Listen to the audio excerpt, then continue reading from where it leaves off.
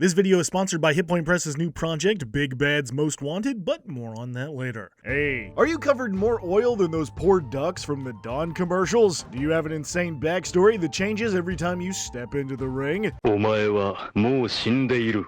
何? Well, congratulations! You might be a squared circle pugilist. But what is a squared circle pugilist? Besides extremely clunky to say. Well, get fitted for some flashy spandex, make sure to learn the difference between a pile driver and a suplex, and oh wait, not the chair!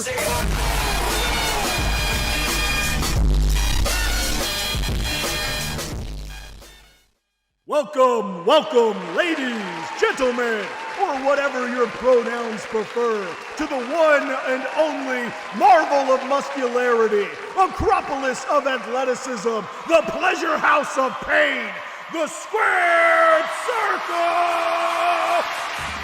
Here, people with enough roids flowing through their system to kill a bull elephant pretend to fight for a shiny belt in a champion no one but your weirdest cousin cares about! It's me, I'm your weird cousin. It's still real to me, damn it! Come for the drama, the spectacle, the oiled up bodies of men who are definitely straight, why would you even ask? And stay for the brutality, the violence, and honestly impressive acrobatics for something so fucking stupid. The squared circle is a place of victory, but only one can be the champion. You must be fast, strong, and have some sort of over-the-top gimmick to get people hype as fuck. Do you have what it takes, or will you fall like some sort of jabroni? But first, have your players ever one-rounded the major boss of your campaign and now you gotta think on your feet? Well, fear no longer and look no further, because Hit Point Press is back with an all-new collection of Big Bad's Most Wanted. This award-winning project has been going on for 6 years, combining the efforts of over 100 collaborators, all to give you the best bad guy experience. This 250-plus page book offers over 25 new boss monsters, full backstories, tactics, and tips for implementing them into your game, tons of magic items, around 100 adventure hooks, battle maps, and even ways for your players to become big bads themselves. Drop insane monsters like the Conqueror Worm into a poisonous swamp, or scare the pants off your crew with Mirabelle, the Toymaker's daughter. Have them fight the trippy, future-worshipping Dunstrug with his all-seeing eyes, or my personal favorite, Baudelaire the Wizard's Familiar turned maniacal supervillain. All this and more can be found in the Kickstarter below, and there's even a free preview available right now if you want to check it out. Just hit that link to tell them Yimba sent you. A huge thanks to Hit Point Press for this awesome new collection and for sponsoring the show. And now, back to the video. So you want to become a pro with this new invention called Wrestling.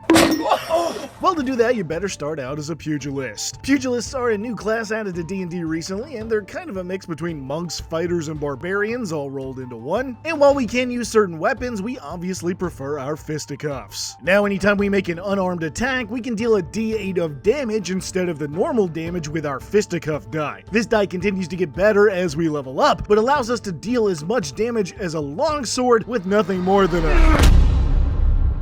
We can also spend our bonus action to do an additional unarmed strike, pretty cool, but my favorite new ability is improved improvisation. Now anytime we go to give some idiot the chair, that improvised weapon also has the sap mastery exclusively for us. This means that the creature hit has disadvantage on their next attack roll, which makes sense. I would also get confused if I got hit with one of these. Flaming table! Good God! Getting wailed on by crazy stuff also gives us an iron chin. That does track. If you're gonna be stupid, you at least gotta be tough. But that means when we're not wearing armor or a shield, our AC equals 12 plus our Constitution modifier. Level 2 gives us Moxie points, and they're nothing like key points, why would you even ask that? But these points also increase as we level up and give us access to new abilities. Moves like 1-2 punch, letting you expend a Moxie point to give yourself an extra unarmed strike as a bonus action. Why does that sound familiar? Stick and move to spend a Moxie point to make an unarmed strike, and then dash or disengage, and brace up, letting you spend a Moxie point to roll the fisticuff die and gain temporary hit points equal to the number rolled, plus your pugilist level and your constitution. We also get Swagger Streak, allowing you to spend a Moxie to roll a fisticuff die on any strength, dex, constitution, or charisma check, letting you potentially turn a fail into a success, but if you still fail, even with the extra die, you can keep the Moxie. Lastly, we finish off level 2 with Bloodied but Unbowed. Now anytime we take damage, you can use our reaction to regain all of our expended moxie, and if we take this reaction while also being bloodied, meaning we've lost half or more of our hit points, we also gain temporary HP equal to 4 times our Pugilist level. Kind of insane, actually. Am I reading this right? But that means it's finally level 3 and our Pugilist becomes a squared circle Pugilist. Not only is this subclass insanely awkward to say, but it also benefits from our newfound obsession with sweaty dudes doing gymnastics at each other. That means we'll take the ability Heavy Hitter, letting us deal damage with an unarmed attack while also using the grapple or shove feature at the same time. That's pretty cool. We also get Groundwork, which gives us even more cool moves we can pull off, like Compression Lock, letting us deal even more damage while we've got a bad guy grappled, essentially letting us attempt to choke them or put them in an arm bar and deal a fisticuff die plus our strength modifier without even having to roll a hit or spend an action. This also means that our grapples are basically inescapable, as we can spend a moxie point to give bad guys disadvantage on any check they try to make to escape our hold. And finally, we get Stop and Drop, giving us the ability to grapple and shove enemies as long as we don't use the mastery property of the attack.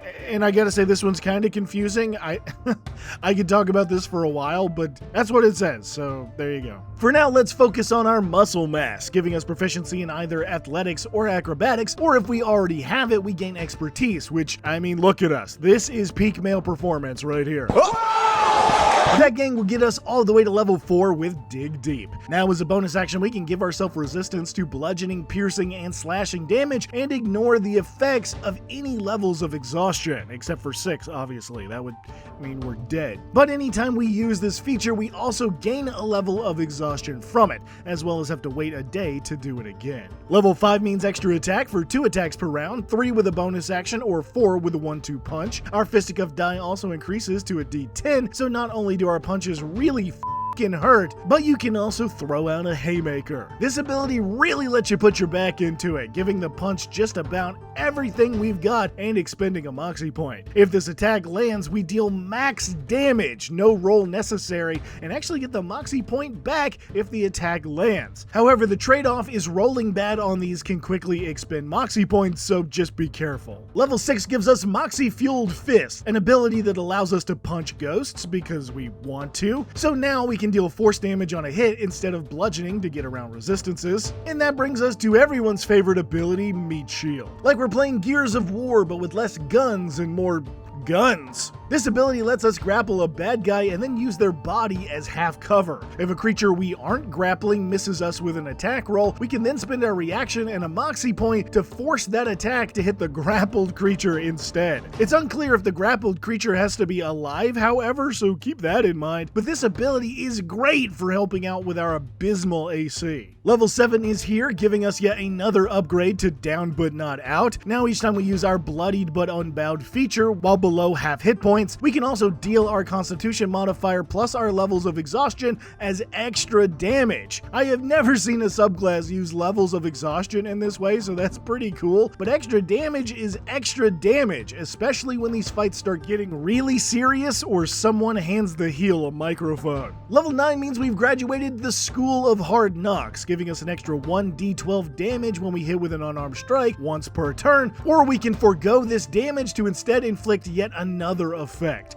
like Endanger, making the next roll that lands against the target deal maximum dice damage instead of rolling anything. Or Provoke, giving that creature disadvantage on all attack rolls. We can also combine this with other effects like shoving or grappling to just manhandle your opponents with ease.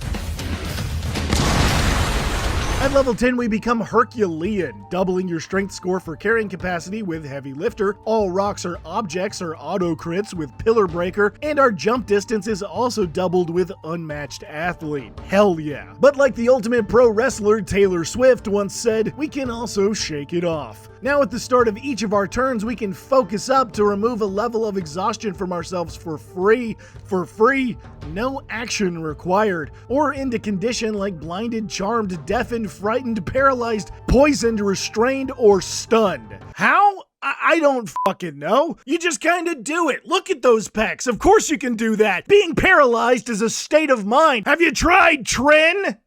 Sorry about that. Anyway, at level 11, our fisticuff die jumps up to a D12. Good lord. And we also become a heavyweight. Now, if we shove or grapple a creature with our unarmed strike option, we actually count as a size larger. Pretty good if you need to headlock a dragon. But we also don't have to waste movement to carry those creatures around either, so we can manhandle bad guys to get them into position or just throw them off tall stuff with ease. Level 13 lets us learn how to dig deeper. This gives us all the benefits of dig deep, so resistances to that damage again, and we can use our School of Hard Knocks ability twice per turn. That actually means we can pull off some crazy combos on each hit, like maximizing our own damage over and over again. But this state only lasts for 1 minute per day. Level 14 makes us unbreakable for permanent advantage on strength, dexterity, and con saves, and we can spend a moxie point to reroll a save if we fail. Level 15 gives us pugnacious, which I'm sure is a real word, letting us remove a level of exhaustion on our initiative roll and regain all uses of down but not out, dig deep, and shake it off. Jesus, but only once per day. But that means it's level 17 with our last squared circle ability with clean finish. Now anytime we have a creature grappled, we can spend our reaction to put them in a full chokehold. That creature must make a con save against our grapple or have the incapacitated condition, so they can't take actions or reactions until the end of its next turn. If the creature is bloodied and you've already incapacitated them, you can also use this feature again to just drop them to 0 hit points. You legit just choke them out. It's so awesome. Oh, also our fisticuff die jumps up to 2d6, so that's crazy. But to finish up the Pugilist, we get Fighting Spirit at level 18, letting us choose to stay at 1 HP anytime we should have dropped to 0, which then gives us temp HP equal to half our max hit points, regains all expended moxie points, and gives us resistance to all damage except force for a minute. Hell. Level 19 gives us an epic boon, which I don't know if we actually need it, but they recommend the boon of combat prowess, and I guess that's fine. And our 20th level capstone is peak physical condition, increasing our strength and constitution scores by 2 to a max of 23, letting us sleep off all levels of exhaustion in one long rest, and regain hit points equal to half our pugilist level on every short rest. Whew! So, can you smell what the squared circle pugilist is cooking? This class and subclass is insanely stacked from beginning to end. It's kind of shocking how much stuff is actually here, so I understand if you're watching this video and are still confused as to what your abilities actually do. To put it simply, the pugilist as a whole works by balancing between high damage and juggling temp HP. Your AC is most likely going to be super low until the late game, so keeping an eye on where you're at HP-wise and choosing when to use abilities like Dig Deep is very important. Also, while you have a shit ton of abilities,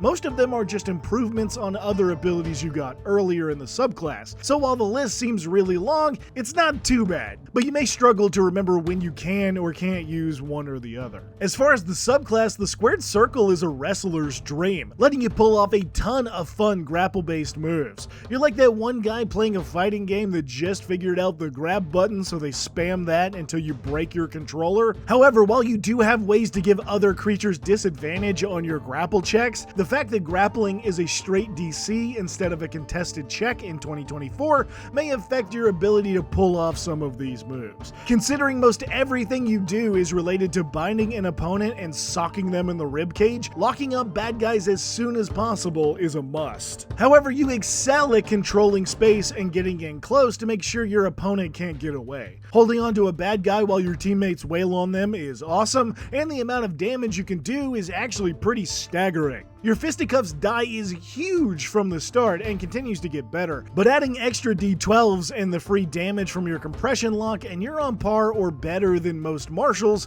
as long as you can get those grapples off. I will admit that there is weaknesses to this subclass in that enemies that can't be grappled or are very good at getting away, like teleporters, kind of mess up your whole deal. And you also don't have a ton of ways to close distance quickly. Every subclass has weaknesses, so this isn't the worst by far, but you may find certain enemy types incredibly frustrating if you really just want to choke them out. But in all, the squared circle pugilist is pretty dang cool, and I can see why people are excited for it. For a martial class, you have a good level of complexity, though I can see how for some this could be overwhelming, and really good damage.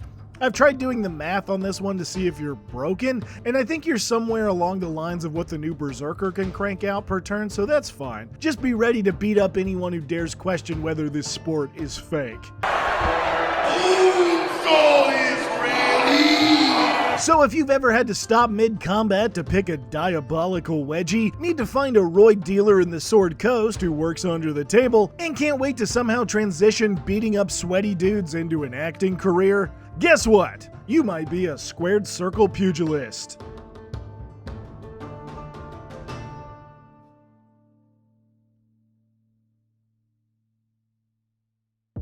Hey guys, as always, thank you so much for watching. The Pugilist is weird and new and technically unofficial, but if it's good enough for Maxwell Gotch, it's good enough for me. Speaking of me, if you like what I do, you can support the channel with as little as a like, a comment, or a hype. Those always go a long way. Or if you want to hop on over to the Patreon for just $1, where top-tiered patrons get games DM'd by me. So to those guys, Tedsy, Miles Not Yard, Spider Lover, Saurus Sig, King Osiris, Yuki, Copper Dragon, Spellslinger, Epic Medic, and John S., you all are the best. To everyone else, I hope you have a fantastic day, and I'll see you in the next one.